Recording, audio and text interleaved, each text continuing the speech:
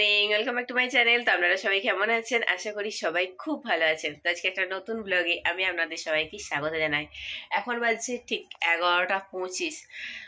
মেয়েদের মোটামুটি খাওয়া হয়ে গেছে। একজন মণি খেয়েছে, সকালবেলা ওদের কমপ্ল্যান খেয়েছে, আর মেঘা খেয়েছে ডিম দিয়ে পাউরুটি দিয়ে টোস্ট বানিয়ে। আর আমি এখন খাবো গরম গরম গ্রিন টি, কারণ এই স্নান টান করে এসেছি, প্রচণ্ড কাঁপুনি দিচ্ছে, শীত করছে, তো সেই জন্য এক কাপ গ্রিন টি খাবো, তারপর রান্নাবান্না করবো। কি শনিবারে সেরকম আহামরি কিছু রান্না নেই, অল্প একটু কি বৌদি করে রাখছে, মনে হয় গোপালদা এসছে সামনে, বোধহয় শিখা দিকে মনে হয় ডাকছে, তবু একবার দেখি কাকে ডাকছে। তো চলুন ফটাফট গ্রিন টিটা খাই, খেয়ে তারপরে রান্নায় ঢুকেছি। ও গোপালদা নিচেই গেছে, দেখো। লাগবে চাবি? আর লাগবে? আজকে হবে কুমড়ো আলু দিয়ে তরকারি, এখানে ছোলা দিয়ে করবো। ছোলা কালকে রাত্রে ভিজিয়ে রেখেছিলাম, আর গরম গরম বেগুনি ভাজবো। কিন্তু আমার জলের এই ইয়েটা গেছে খারাপ হয়ে, ইউরিকটা, কারণ এখানে ব্লু লাইট ব্লিঙ্ক করছে, মানে এটা প্রবলেম হয়েছে। সুইচটা তো আমার হাত যায় না, আমাকে এই ব্রাশ দিয়ে প্রতিদিন বন্ধ করতে হয়, হাত অত দূর অব্দি আমার যায় না, তো বন্ধ করে দিলাম। জল সব ভরা হয়ে গেছে। ফোন করেছি ছেলেটাকে, দেখি কখন আসে। ওটা সবুজ লাইট ব্লিঙ্ক করলে মানে ঠিক আছে, ব্লু লাইট ব্লিঙ্ক করলে মানে প্রবলেম হয়েছে, হয়তো ওয়াশ টোয়াশ করাতে হবে, বা হয়তো ভেতরে ফিল্টার চেঞ্জ করতে হবে। এখানে চা ফুটে গেছে আমার। এই যে আমি গ্রিন টি লুজ নিয়ে আসি, ওই সব আগে লিপটিন গ্রিন টি খেতাম, যেগুলো ওই পাউচগুলো হয় না গরম জলের মধ্যে চুবিয়ে, তো ওটা আমি এখন খাই না, এটা খাই। ওটা আর এটা প্রায় একই কাজ করে। চলুন ফটাফট আগে খেয়ে নিই। আপেলটাকে কেটে খাইনে ফেলে রেখে দিয়েছে, এবার কেটে রেখেছে মানে খারাপ হয়ে যাওয়ার মতো হয়ে গেছে, কালো কালো হয়ে গেছে। দেখি এটা থেকে কিছু উদ্ধার করা যায় কিনা, ভালো করে ধুয়ে টুয়ে যদি খেতে পারি তো খেয়ে নেবো। ওই আলো নিবিয়ে কি ভূতের মতো সেই পড়তে বসেছি রে, এরকম করে সেই আলো জ্বেলে মোমবাতি জ্বেলে কি করে ওটাকে ভূতে কি দিচ্ছে? হ্যাঁ, প্ল্যানচেট। ও উচ্চারণ কর, আমি ভালো উচ্চারণ করতে পারছি না। আচ্ছা প্ল্যানচেট, আচ্ছা। ও আগেকার দিনে ছিল মোমবাতি জ্বালিয়ে ভূতকে ডাকা, এখন হচ্ছে সামনে ল্যাপটপ জ্বেলে ইয়েকে ভূতকে ডাকা, ভগবানকে না ভূতকে ডাকা। পুরো ঘর অন্ধকার এরকম করে কারা পড়ে ভাই, হ্যাঁ। কিন্তু আমার ঘরে এরকম অদ্ভুত ধরনের হয়, কেউ ফট করে যদি কোনো একটা অতিথি এসে ঘরটায় ঢোকে না, যে মেঘা কোথায় দেখি কি করছে, মেঘাকে দেখেই ভয় কে যায়, বলে একে তো ভূতে ধরেছে, এরকম সামনে ল্যাপটপ জ্বেলে বসে আছে। এটা কাল থেকেই বোধহয় শুনছি, এটা কি হয়েছে জানি না, পেটে ব্যথা করছে, প্রচুর পরিমাণে পেটে ব্যথা হচ্ছে। আজকে সকালবেলা টিউশন যেতে পারলো না, শনিবারে থেকে টিউশন থাকে, যেতে পারে নাই, প্রচন্ড পেটে ব্যথা। ও পাপা ডাকলো, বলছে না আমার পেটে খুব ব্যথা করছে, স্যারকে ফোন করে বললো আমি যেতে পারবো না। কি হয়েছে আমি বুঝতে পারছি না। কালকেও বলছিল যে মা আমার পেটে ব্যথা করছে, তো গ্যাসের ওষুধ দেওয়া হয়েছে, এখন ওয়াশরুমে গেছে। আমি 7:30 8টার সময় ওকে রাখা হয়েছে টিউশনে যাওয়ার জন্য। তারপরে বললাম যেতে পারবো না, পেটে ব্যথা, ঘুমিয়ে পড়েছিল ওষুধ খেয়ে, গ্যাসের ওষুধ খেয়ে, র্যানটা খেয়ে। তারপর 9:30 15:10 সময় ডাকলাম, আমি কি পেটে ব্যথা কমেছে? বললো হ্যাঁ পেটে ব্যথা কমে গেছে। ওয়াশরুমে গেছে। কি সেজন্য পেটে ব্যথা করছে বুঝতে পারছি না, উপর পেটটা ব্যথা করছে, তল পেটে না, উপর পেটটা ব্যথা করছে, বুঝতে পারছি না। চলুন আমার চা ঠান্ডা হয়ে যাচ্ছে, খেয়ে নি, তারপর রান্না বান্না যেটুকুই আছে করতে খেয়েছি। ফোটার দাগও ছিল, মনিকে আমি দেখালাম তো, পেটে জল লেগে আছে না।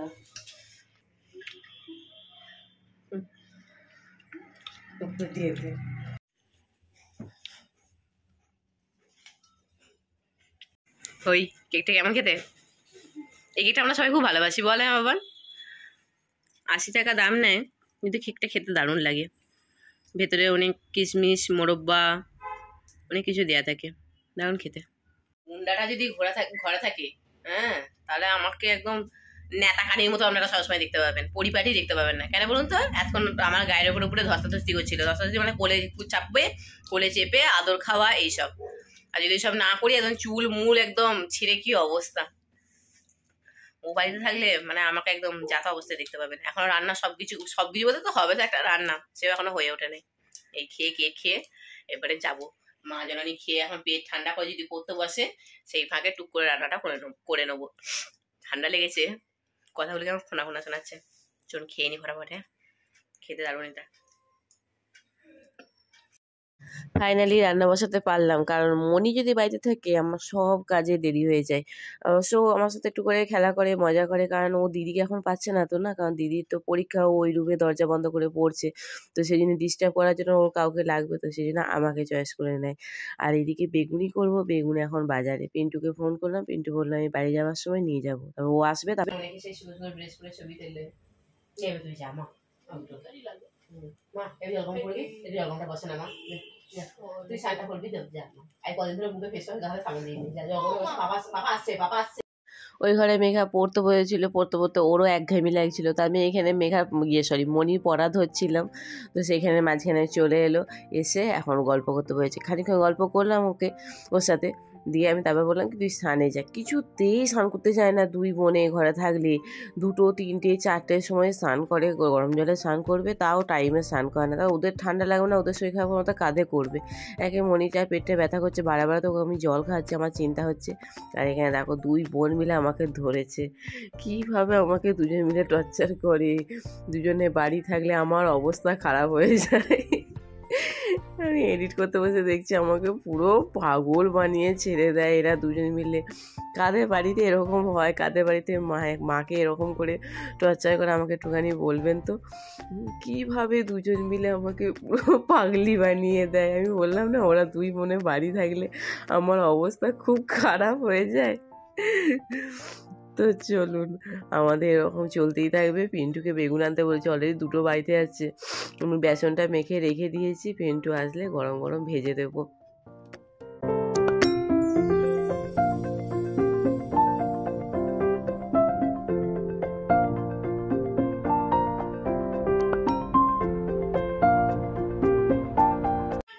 কি হলো, ঢুকলে কেন? ঢুকলে কেন? বেগুনি খাবো বলে কবে থেকে? বেগুনি খাবে কি হয়েছে? বেগুন তো বাজারে, বেগুনি খাবো। এখানে ব্যাপারটা আপনারা বুঝতে পারলেন না, বেগুনটা অলরেডি ভেতরে আছে, অথচ তারপর পিন্টু ঢুকলো, এটা বুঝতে পারলেন না। পিন্টুকে আমি ফোন করে বলেছিলাম কি যে বেগুন নিয়ে আসো, বলছি বাজার করে করে আমি শেষ হয়ে গেলাম, আমি আজকে আর ঘরই যাবো না। শুধু ফোনে বলছে, বাড়িতে থাকলে বলছে এই নিয়ে আসো এই নিয়ে আসো, আমার ফোন করেও বলছে এটা অর্ডার করছে, এটা নিয়ে আসো ওটা নিয়ে আসো, আমি বাড়িই যাবো না। তো দিয়ে তারপরে এসছে, আসার পরে আমি দরজাটা খুলিনি, তারপর কলাপসের গেটটা, দরজাটা খুলেছি, খুলে কলাপসের গেটটা দিয়ে হাত বাড়িয়ে বেগুনটা নিয়েছি, নিয়ে বলছি তোমাকে আর ঢুকতে হবে, তুমি তো বলেছিলে বাড়ি আসো না, তো চলে যাও। বেলি ফ্যাট কমানোর টেকনিক দেখাচ্ছে মনি, বারবার সরা, এই দেখুন পেটে দড়ি বেঁধে রেখে দিয়েছে, তোর বেলি ফ্যাট কমবে। এইভাবে কোনোদিন বেলি ফ্যাট কমে? একদমই কমে না, পাগলি কোথাকারে। দেখি খোল দইটা, পেটে একে তো ব্যথা আছে, খোল। আজকে পেটে ব্যথার জন্য টিউশন যেতে পারলো না মেয়েটা। সত্যি ব্যথা হচ্ছিল না, টিউশন যাবি না বলে তো ব্যথা হচ্ছিল বলছিলি। এরকম করার মেয়ে কিন্তু মনি তো নয়, সেটা আমি জানি। টিউশন কামাই করবে ফালতু ফালতু, এরকমটা হয় না। মাথা ঘুরে স্কুলে পড়ে যাবে সেও আছে, তো স্কুল যাবে, টিউশন যাবে, কি হচ্ছে বুঝতে পারছি না, কেন এত পেটে ব্যথা। দেখি কালকে যদি এরকম হয় তাহলে ডাক্তার দেখাতে হবে, ডাক্তার দেখিয়ে দিবি। আর মনির হোমিওপ্যাথি শ্যুট করে না, ওই বছরের পর বছর ধরে ওষুধ খাওয়া ওর আবার পছন্দ না, ওর বাবারও পছন্দ না, ওরও না। অ্যালোপ্যাথি দেখাবি, মেঘার আবার হোমিওপ্যাথি শ্যুট করে। অ্যালোপ্যাথি যদি আজকে এই নিয়ে 2 দিন হলো, কালকেও আজকে, যদি আগামীকালও এরকম হয় তাহলে অবশ্যই ডাক্তার দেখাতে হবে। সকালবেলাতেই শুধু পেটে যন্ত্রণা হচ্ছে, তো সন্ধ্যাবেলা, কালকে সন্ধ্যাবেলাতে হচ্ছিল, কালকে সন্ধ্যাবেলাতে হচ্ছিল। সামনে পরীক্ষা আসছে, মেয়ে পড়া করতে বসে যা, আর একটু খুব ঘুমিয়ে রেস্ট করে নেই, সারা কি ঘুমাই, যেহেতু 10টা অবধি এমনি ঘুমাইছে পড়ে পড়ে। চলুন, আমি 4টে অলরেডি বাড়িতে আছে, একটু বাদে। চা খাবি না কবে খাবি? খাবি চা খাবি, খাওয়াতি বন্ধ করে দে, তাহলে তুই শরীর সুস্থ হয়ে গেছে, গ্যাস হবে না। সিরিয়াসলি বলছি, একই হচ্ছে না বাবা, বাচ্চা ছেলে তো, হয়তো তুই চা কফি খাচ্ছিস, সেই সব দুধগুলো গ্যাস হয়ে যাচ্ছে হয়তো, ঠিক আছে। হ্যাঁ বাড়িতে যাচ্ছি ছিল, আমি খেয়াল করিনি, রেখে দে ওটা, খেয়ে নিস না। আমার পেট ব্যথা, এখন তো পেট ব্যথা হচ্ছে না, এটা কেউ না, কেউ না, কেউ না। Good evening. তো মনি আর আমি চানাচুর দিয়ে মুড়ি খেলাম, মনি খেলো আর আমি খেলাম। আমার খেয়াল থাকে না যে ঘরেতে ছিল চানাচুর, তো আমি আবার এটা গিয়ে দৌড়ে দৌড়ে শঙ্করদা দোকান থেকে কিনে নিয়ে আসলাম। তো বাড়িটা দিয়ে শেষ হয়ে গেছে, মনি খেয়ে বলছি যে বাড়িতে তো ছিল, তুমি আবার নিয়ে আসতে গেলে কেন? তো এখন যাবো কোথায়? 2 নম্বরে, আমার কদিন ধরে আইবো করবো ভাবছি, কিন্তু করাই হচ্ছে না, হয়তো 8:30 বেজেই গেছে। 9টাকে তো পার্লার বন্ধ হয়ে যায়, করাই হচ্ছে না। আলসেমি, মা চাল দিয়ে খেলতে নেই, চাল নিয়ে বসে বসে খেলছে। চাল নিয়ে খেলতে নেই বাবা, খেলিস না, শুনবে না এখন, বাচ্চা কাচ্চা মোটেই কথা শোনে না। এখানে বইগুলোকে সব হাট করে খুলে রেখে দিয়ে চলে গেছে। বইটাকে যে বন্ধ করবে সেই বন্ধটাও করেনি। হ্যাঁ, প্রুফ রাখা উচিত যে তুই পড়াশোনা করিস। আচ্ছা, সেটা প্রুফ রেখে এসছিস? দুটো ঘরেতেই ব্ল্যাঙ্কেট খোলা, হ্যাঁ, বই খোলা, মানে এখন রুমগুলো দেখানোর মতো অবস্থা না।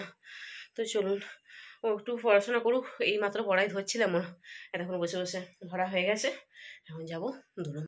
পিন্টু এখানে চা এনে দিয়েছে, তো এই চা টাইপের খাবো। এবার পিন্টুকে একটু খচানোর সময় এসছে।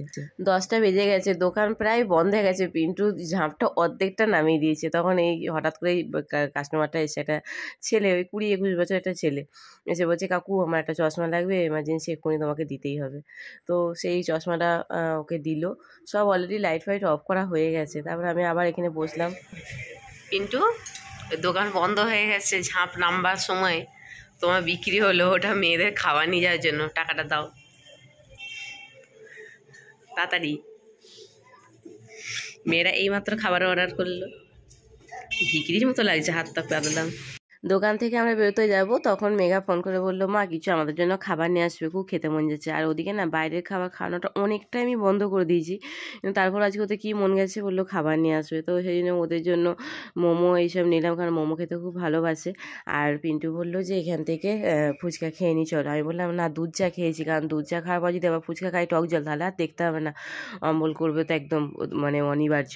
তো পিন্টু বললো অল্প খাবো, চলো। তো দুজনে মিলে খেয়ে তারপরে বাড়ি চলে যাবো। তাই বললো ঠিক আছে, তাহলে অল্পই খাবো, কারণ বেশি খেতে পারবো না, রাত্রেবেলা আর কোনো খাবার খেতে পারবো না।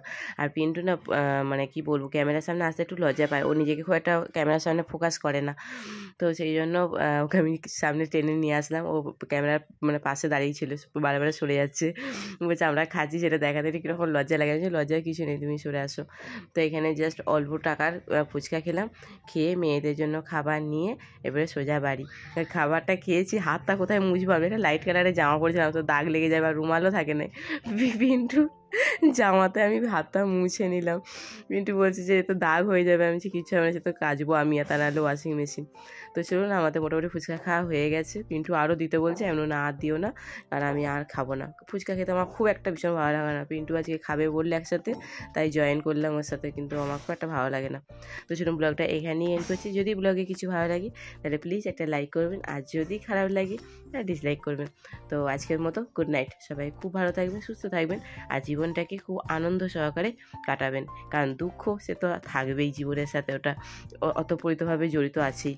তো সেই জন্য যতটা পারবেন, যতটুকু দিন বাঁচবেন, খুব আনন্দ করে বাঁচুন, সুখে শান্তিতে থাকতে।